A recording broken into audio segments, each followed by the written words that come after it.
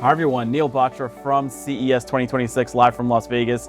And this is part of a series of conversations I'm having with Andy Davis, my colleague, where we're gonna talk about what we're seeing at the show, but also broadly touch on the paper that Andy and I co-authored related to prevention and wellness and the fact that prevention has an ROI. And so we're gonna try to connect these concepts through a series of questions and topics, and we'll get into it right here, right now. Andy, question one, and I think one of the big ahas from this paper, which I think is phenomenal. There's an assumption that the longer you live, the more costly it is to the system and to a family. What's interesting about the paper is that we actually found that if you're healthy for most of your life, end of life need not be disproportionately pricey, and actually you can add lifespan, provided there's health span, and it might actually end up costing less than less life where you're sick throughout. Right, so you'll probably say that more elegant than me, but I think this is a real new finding and should change some intuition in the marketplace. Yeah, I find it fascinating because we debated this, by the way, as we were coming up with the analysis. I think you don't see a lot in the literature that actually tell you and be able to prove that fact. And what I love about the paper is we start to put together pieces that allow us to really prove the element of you can live longer, live healthier, which is a really important point, and cost less. And so there's studies out there that we referenced in order to do this, and I'll cite one which talks about the compression of disease. So it focused on cardiovascular condition, and the longer you can spend without having cardiovascular conditions as you age, the shorter, once you get them, because by the way, people are gonna get sick,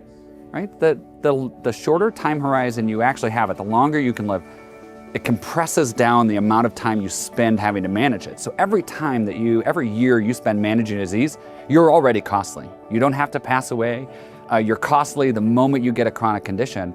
And so if you can live an extra 5 years healthy without that cardiovascular disease, the study would tell you, I can get rid of a year, year and a half, 2 years of management.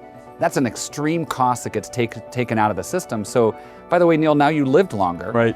But you're healthier. And what I find interesting in connecting it back to where we're at here is we saw a ton on the floor that I think helps people really engage with their health so much earlier so that maybe they're not developing cardiovascular disease at 60, maybe they're getting it at 70 and 75. That's how this comes together. Yeah. Like, would you agree? Yeah, I would agree, and I think the knock-on effects of this are really important. What's interesting to me is the health plus wealth element. As people live longer, there's an assumption that, oh, you need more money to save. Because you're going to live longer, you need to actually, have that in hand, especially for health costs. Maybe not. You may actually be able to live longer, and it may not fundamentally change the economics of your savings, maybe to the extreme that I think folks assume.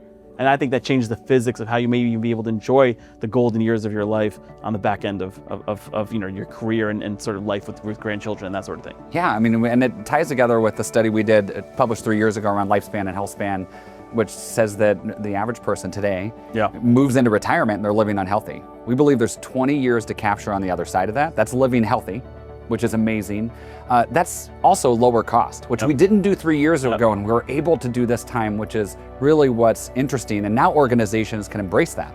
If I'm sitting at the show, or I'm a payer, or I'm a provider, or I'm biopharma, and I'm looking at this, I'm trying to evaluate how do I help capture and get that patient engaged in a different way so they get to capture those healthy years, which is, I find, very exciting and such an opportunity for every organization that deals with healthcare. Yeah, it's really tremendous. So all the technology we're seeing on the floor here at CES that is life extending, I think you can now look at those things and say, actually, that may be cost declining as well, as you're sort of contributing to health span in the context of lifespan. So very exciting, non-intuitive. I think it really sort of changes maybe the way you might think about marketplaces, opportunities, and risk for your business. I love that one. More to come from the floor at CES 2026 Las Vegas.